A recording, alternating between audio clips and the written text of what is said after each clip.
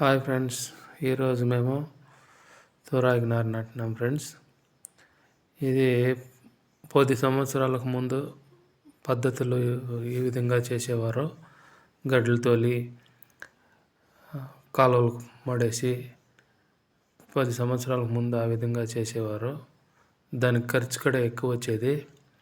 గడ్డలు తోలేదానికి కానీ, కాలువలు మడేసేకి జనాలు కానీ, వాళ్ళ కూలీలు అంత ఖర్చు కూడా ఎక్కువ వస్తుంది. ఇప్పుడు డ్రిప్పులు వచ్చిన తర్వాత కొత్త పద్ధతుల ద్వారాతో రాగి పైరు నాటుతున్నాము. మేమే కదా, అందరూ ఇప్పుడు ఈ కొత్త పద్ధతుల్ని అవలంబిస్తున్నారు. మామూలుగా 1.5 అడుగుకి ట్యూబ్ ఇడ్చుకోవాలి. ట్యూబ్ ఇడ్చుకున్న తర్వాత జాయింట్లు అంతా వేసి నీళ్ళు వదలాలి. నీళ్ళు వదిలి నీట్గా పారాలంటే బాగా భూమి నానాలి. నానిన తర్వాత ఈ విధంగా ట్యూబులు 1.5 అడుగు ట్యూబ్ వచ్చే విధంగా రాగి పంటకి కొంచెం ఒత్తుగా ఈడ్చాలి ఫ్రెండ్స్ ట్యూబులు. వేరే పంటకు మామూలుగా 3.5-4 అడుగులకి ఈడుస్తాము. దీనికి రాగి పంటకు కొంచెం దగ్గరగా ట్యూబులు వేస్తాము. 1.5 అడుగుకి ఒక ట్యూబు. మామూలు ట్యూబులకే జాయింట్లు వేసుకొని 3 జాయింట్లు వేసి 1.5 అడుగు పెట్టి లైన్లు ఈడ్చుకొని ఒక రోజంతా నీళ్ళు వదలాలి. నీళ్ళు వదిలి బాగా నానాలి భూమి. నానిన తర్వాత కాంప్లెక్స్ ఎరువులు కానీ చల్లుకొనేసి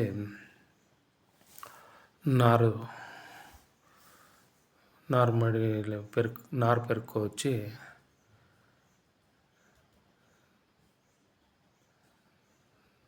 నారు ఈ విధంగా పెరకాలి ఫ్రెండ్స్. ఈ విధంగా పెరికి కట్టలు కట్టి నీటిలో ఎత్తుకుపోయి బాగా నీటిలో అలిమి మన్నంతా తీసేయాలి.